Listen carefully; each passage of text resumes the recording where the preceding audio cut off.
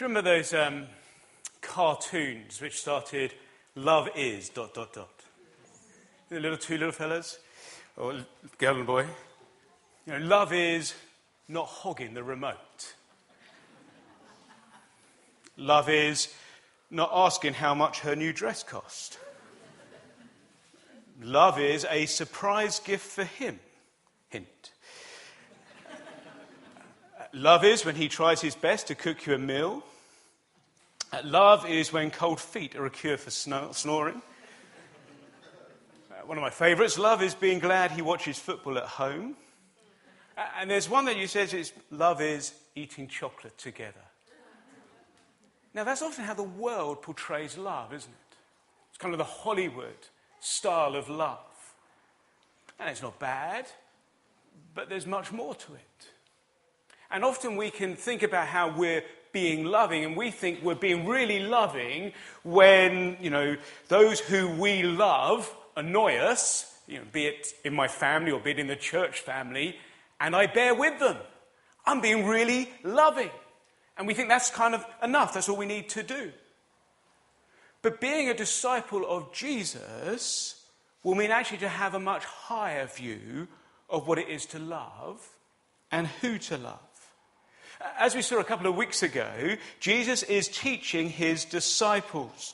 Luke 6, verse 20. And it's teaching in this Sermon on the Plain, not to be muddled with the Sermon on the Mount, a separate sermon. And he's teaching his disciples with this large crowd listening in. But it's his disciples who he has in focus. And he's teaching them what it will mean to be his, what it will mean to follow him. He's laying out the expectations of discipleship. And at the heart of what that will mean is to be like him, is to be like his Father. See that in our passage in 6 verse 35, we'll be the children of the Most High. See it in 6 verse 36, be merciful just as your Father is merciful. And so the verses before us this morning are not just kind of a good moral guide to living, how to love well, although they are.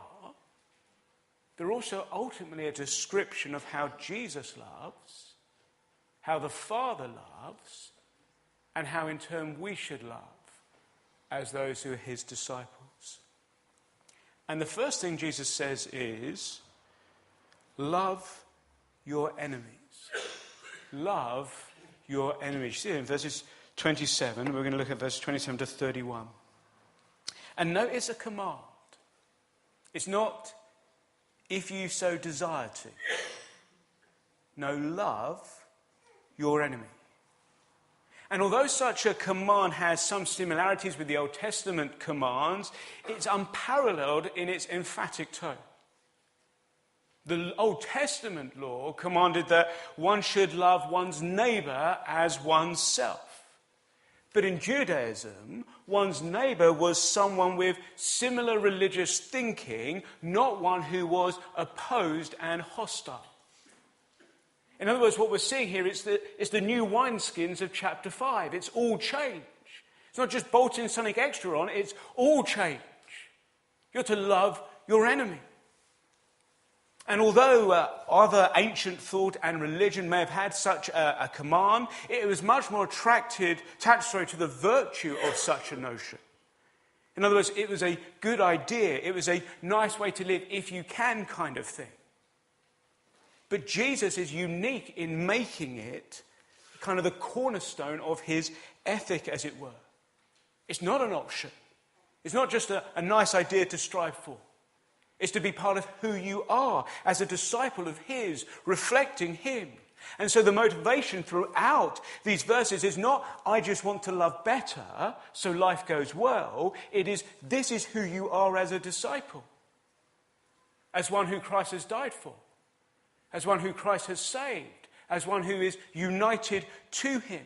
This is not an either-or option. This is not a bolt-on addition to your contract. This is who you are as a disciple of Jesus. We're to be those who love like Jesus loves. Love your enemies. And verse 27 gives us a clue to who those enemies might be. Jesus says, but to you who are listening, I say, that is, to you who I have just said, you will be blessed if you are poor, hungry, sad, rejected, particularly as a result of persecution because you are mine. Love those who persecute you, who have made you poor, hungry, sad. Love those who reject you. Love those who make your life miserable, persecute you because you're Christ's.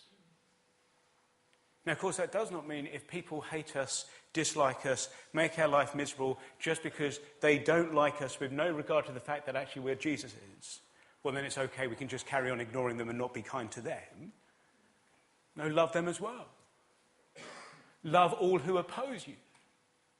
Love all who hate you. And what does that look like? Well, Jesus then spells it out with 4 commands and 4 illustrations. And the way it works is he gives 3 commands and he gives 4 illustrations, and then he gives the final command in verse 31. And so the first command is this. He says, do good to those who hate you. Go out of your way to do them good. And there's a kind of a practical sense here. You're to do good. It implies you do something. It's not just a heart attitude. It's an active action. So if your enemy, the one who continually mocks you for being Jesus, in your workplace is standing next to you in the coffee queue, and they're in need of a coffee, do them good, buy them a coffee. If they've just had their first baby, buy them a gift. Think of ways that you can help them, be kind to them, move towards them in love. In other words, don't just ignore them. Don't speak ill of them. Don't join others in speaking ill of them. Actively seek to do them good. I'm reading a book at the moment, or listening to a book called Captive in Iran. It's about 2 young women who are imprisoned in one of the harshest prisons in Iran because they love Jesus and they tell others about him. We're talking 2009, they were put in prison, so recent. And they get to this prison and it is just squalor. It's just a horrid place. You know, you're given a blanket and the blanket just stinks of urine because the women are not allowed to use the toilets in the night. You know, the toilets are just a complete mess. And these women ask for cleaning equipment and they begin to clean the prison, the jail where they're at. They clean the toilets and the shower every day. And then they knock on the door to where the guards are and they say, can we clean your guard room as well? And they go and clean the guards, the very ones who hate them and persecute them, and they go and clean where they are, their room. Do good to those who hate you. And then Jesus says, verse 28, bless those who curse you. And blessing, as we saw the other week, it's to show favour, it's to show kindness, it's to show love, it's to show goodness, it's to seek their well-being. And what is the greatest way that you can bless someone? Is you tell them the gospel. Is you tell them the good news of Jesus. You tell them what they need to hear to be saved, that they might avoid the judgment of God that is coming. And the truth is, my temptation is to think, when faced with an enemy, especially one who is mocking me for my faith, is to think inwardly, you just wait. Wait till the last day. Then we'll see who's right. And it won't be you. And Jesus says, no. Mark, that's wrong. You bless those who curse you. You tell them the gospel. I mean, think of the Apostle Paul. I mean, he's abused and he's beaten and he's left for dead, often by the Jewish people, and he pursues them and tells them the gospel and bless them. Think of Elizabeth Elliot.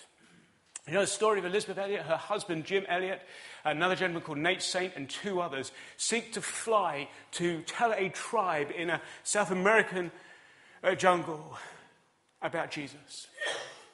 When they land their plane to begin to live amongst them, this tribe kill all 4 of them. Elizabeth Elliot has just had a baby girl. Her husband's just been killed. 2 years later, this woman, with her 2-year-old daughter, goes and lives with that same tribe and tells them the gospel. She blesses those who cursed her. She'd have every right, was she not, to never go back. Humanly, just to say, no, you cursed me in such an atrocious way. You murdered my husband. And yet she goes and blesses them. Bless those who curse you. See, we're to bless those who hate us, either because we're Jesus or just because actually we annoy them. We're to seek their well-being. We're to look for ways to tell them the gospel. So maybe at Christmas, maybe at Easter, you just buy them a little book, a little gospel tract that they can read. Or that you take them to a gospel service just round the corner, maybe from where you work, at a church up in the city. Or you bring them to Saltworks Tot, or you take them to Christianity Explored, but you seek to bless them and tell them the gospel in some way. Now, of course, there'll be times, as Paul experienced, that even as you move to bless them and love them and seek to tell them the gospel, they will reject you further. They will reject the gifts. They will hate you more. And at that point, we read what Jesus says next. Verse 28, he says, pray for those who mistreat you, who abuse you. You carry on, you see, loving them, blessing them, doing them good by praying for them. You seek to bring them to the Father. And you're not just praying, Lord, please will Harry begin to like me. You pray, Lord, please will Harry begin to like Jesus. You bless them by praying for them. And having then set out this framework, Jesus then gives 4 illustrations before his final command. He kind of just begins to work it deeper, what this will look like to love those who hate you. And he says the first illustration, verse 29, a very familiar one. If someone slaps you on the cheek, turn to them the other. And in the culture at the time, the slap was intended as an insult. It normally involved the back of the hand. It often went with rejection from the synagogue. It was an abuse of power and authority. Now, when Jesus says, turn the other cheek, it's not so much an active pursuit. I think we hear that sometimes and think, you slap me on the right cheek and we go, go on then, hit me on the left, go on. And that's not what Jesus is saying.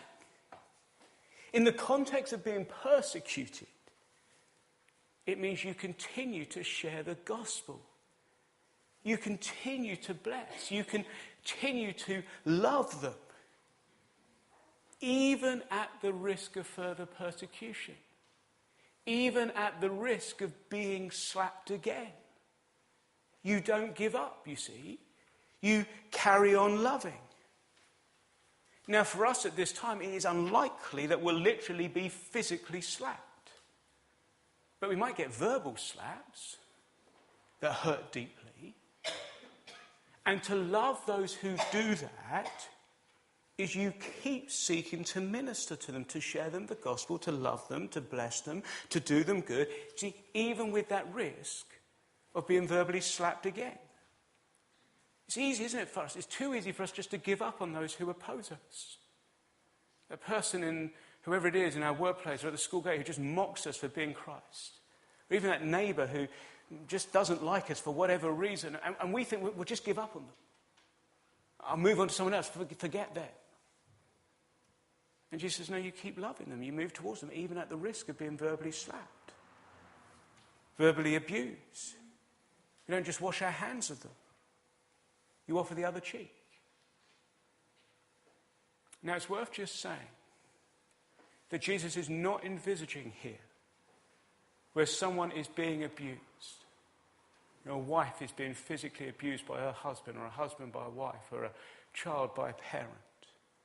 That Jesus is somehow calling them to stick in there, keep loving them even at the risk of being beaten. And sadly, some have used this verse to justify such a position. But Jesus' teaching on marriage and parenting just would not allow that. And so it would be right for the person to move away, to keep safe. But you keep loving. You keep seeking where you can to do them good and bless them and pray for them. And of course, it may well be as well that there are times, even as we persist in seeking to share the gospel with risk, that actually it's just right for the sake of the gospel to move away or move on from that person so that we don't further harden their heart. But we're to still love. We're to still seek to do good and seek to bless and pray for them. And then Jesus says, illustration 2, he says, give verse 29. If someone takes your coat, do not withhold your shirt either. Give him your shirt. Deny yourself. In other words, you love in spite of the cost. Shirts and coats are not cheap items. They were valuable items in many ways. It's not like people would have had a wardrobe full of them. And you took one and they went down to TK Maxx and bought a new one. This is a picture of being robbed, potentially for being Christ's. You're being made poor. And again, it's not, hey, you've taken my coat, so here, Kate, take my shirt as well in the same moment. It's, no, just keep loving them, keep telling them, love is costly.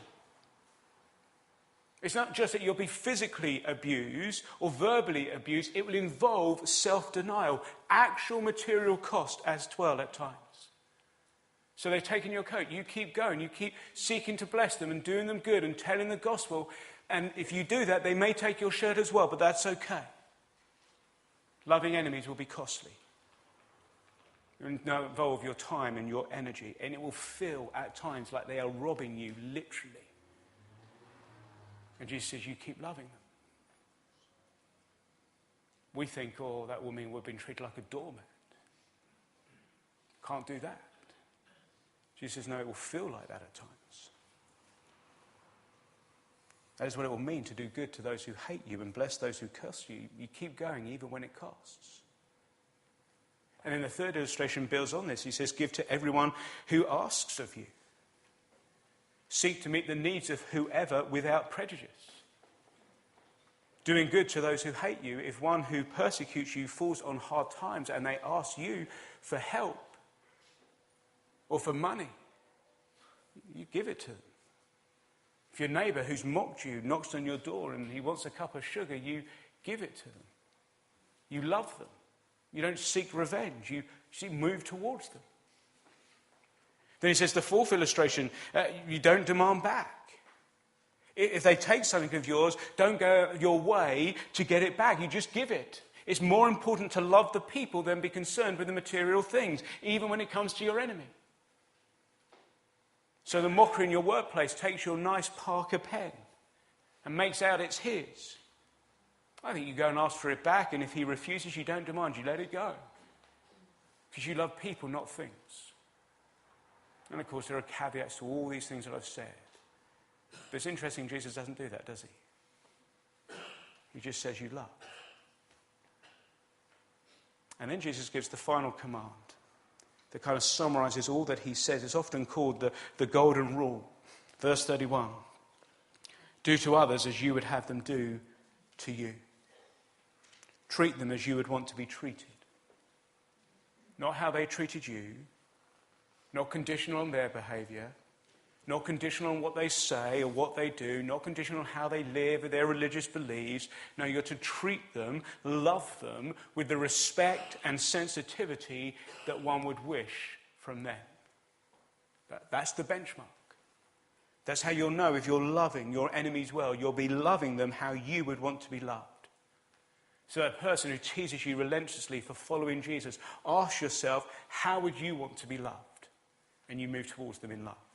And you do them good and you bless them and you pray for them. And then Jesus raises the bar even more. Have a look at verse 32 to 34. He says, love in a way that surpasses that of the world. As I mentioned briefly earlier, there are many cultures and religious groups who speak of loving enemies and upholding the golden rule of love others as you would want to be loved. Go on the Humanist website, you'll see it there, the golden rule. You'll see it, Buddhists, as others, for example. And yes, they'll hold to it, but not in such an emphatic manner, and it won't be as central. But they would still express this desire to love others as you'd want to be loved and to love enemies because that would be a good thing. So then what makes Jesus' command so distinctive? Well, it's this. You love in a way that surpasses the world. And look how they love. Look what Jesus says next. 3 examples of how the world loves. He says, verse 32, if you love those who love you, what credit is that to you? Even sinners love those who love them. Even the wickedest, most evil people of all time, Hitler, loved his wife because she loved him. They love those who love them. It's not unusual to love those who love us. That's how the world loves. It loves those from whom it gets something back. And on one level, I want to say, look, there's nothing wrong with that. That's how God made us, to love and to be loved. But that's Jesus' point. What credit is that to you? You're just being how everyone else lives. Even the greatest sinners love to be loved. You're just experiencing God's common grace to all. There's nothing distinctive about that. And he says that it's the same with if you do good to those who are good to you. What credit is that to you? Even sinners do that. That's how the world operates. You do good. Generally, people do good back to you. I look after my neighbour's house whilst they're away. They look after my house when I'm away. There's nothing distinctive about that. That's what everyone does. There's benefit for both. There's no cost in that. Jesus says, look, if you lend to those whom you expect repayment, what credit is that to you? Even sinners lend to sinners, expecting to be repaid in full. Now, the idea here is not that you lend money and never get paid back. That's a gift, and Jesus doesn't say that. What I think Jesus is referring to here is this idea that if you lend money now, you do so with the hope that if you need a loan at some point, they will show you the same favour. In other words, it's the principle of you scratch their back, they scratch yours. That's how the world operates. And Jesus is teaching his disciples here, you're not to love as the world loves. The world loves for what the world can get. Primarily to be loved back.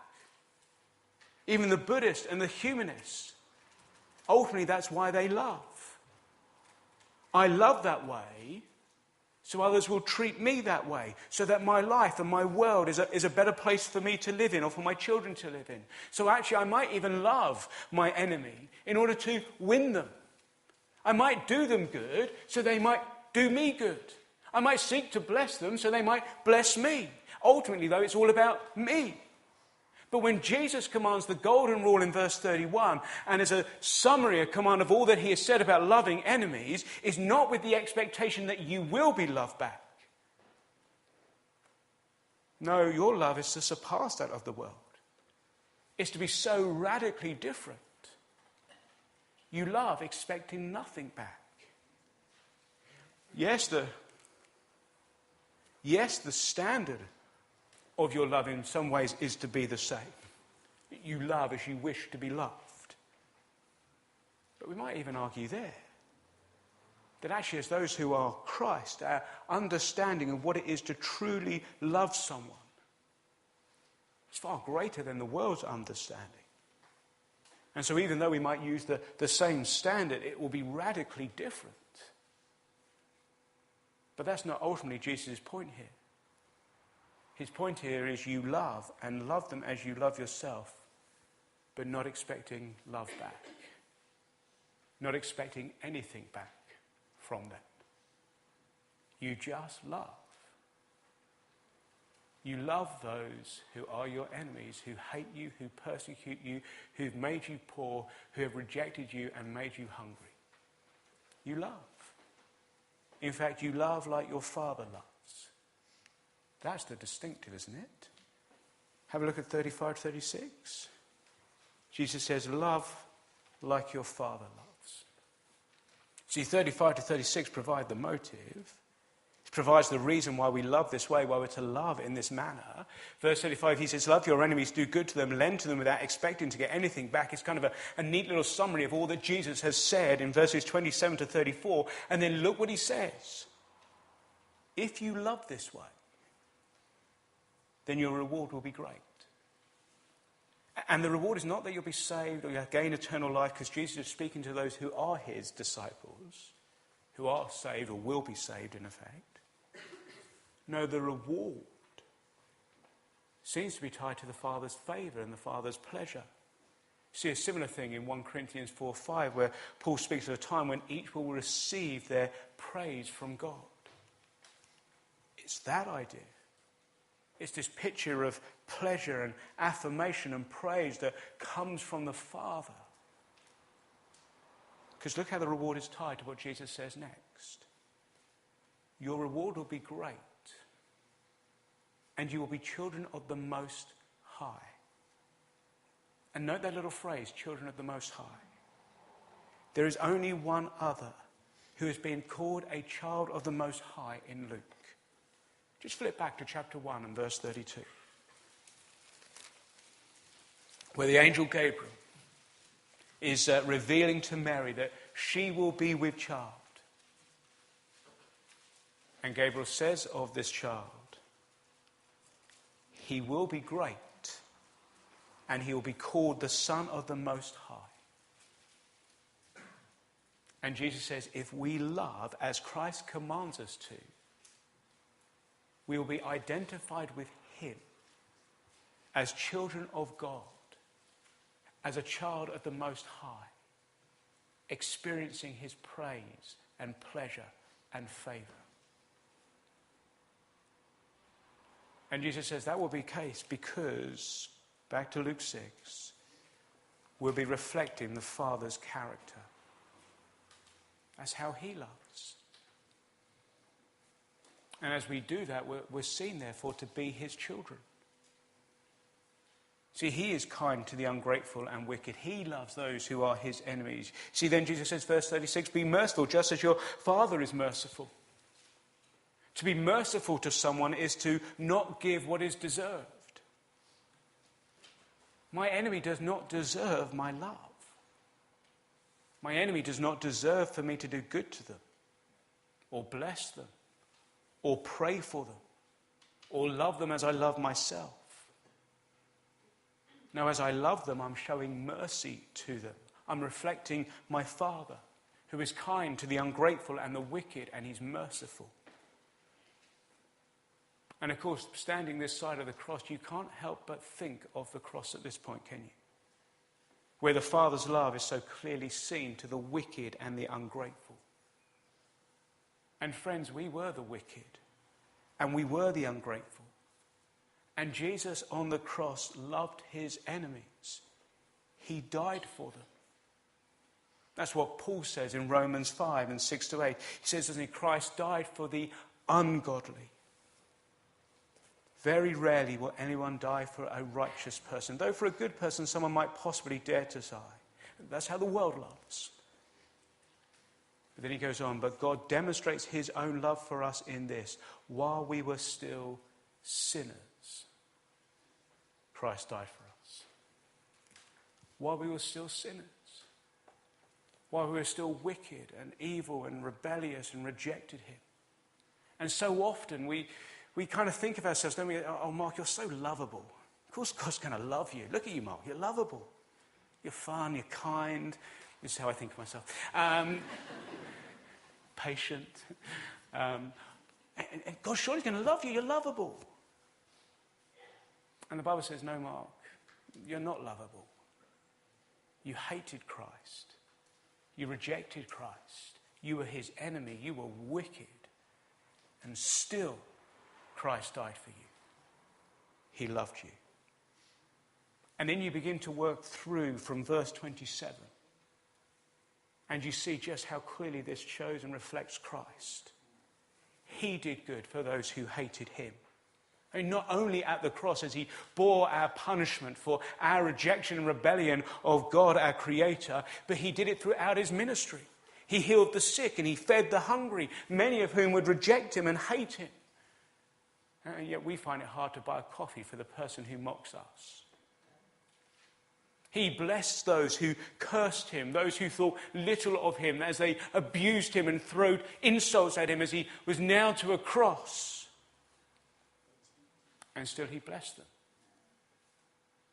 He came and spent time for 3 years knowing that would be where it would end, and he revealed the gospel to them, to us. He prayed, didn't he, for those who mistreated him. As he's nailed upon the cross, the soldiers and the crowds he looks upon and he says, Father, forgive them. They do not know what they are doing. But I find it hard to even pray for those who mistreat me with just a verbal word against me. When they slapped him, he turned the other cheek. He kept going to the cross. He didn't call upon his angels to release him or free him or harm those who were opposing him. He allowed them to beat him and whip him and spit on him. He kept going. When they took his coat again, he didn't stop. He allowed them to take his shirt. He allowed them to take it all, everything. And they cast lots for it. He totally denied himself at great cost. But I can't deny myself to love one person who dislikes me, giving up one little thing in case my rights are trampled. He gave to everyone who asked, any, all without prejudice, rich and poor and old and young, those from Europe and those from Asia, those from Africa. Any who would come to him and trust in him, he gives eternal life to them. I struggle to give a cup of sugar to the neighbour who's parked in my parking place on the road. He loved others perfectly. He loved them in a way the world had never seen or experienced. He loved those who did not love him. He showed mercy to those who did not deserve it. We deserved the wrath of God, and he bore it. He loved his enemies. And those who are his are called to do the same. To love as he loved. To be like him and reflecting his Father's character as he did.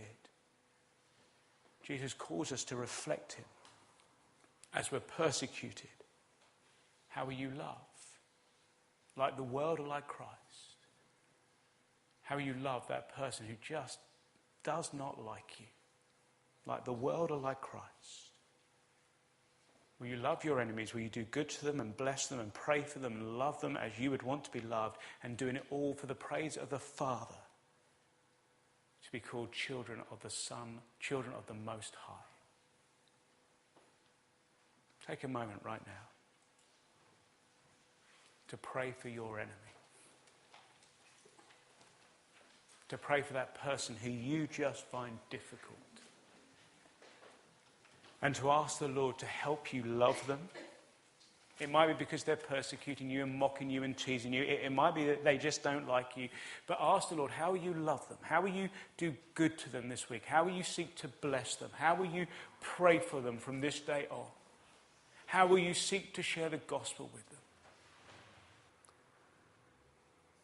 How will you be like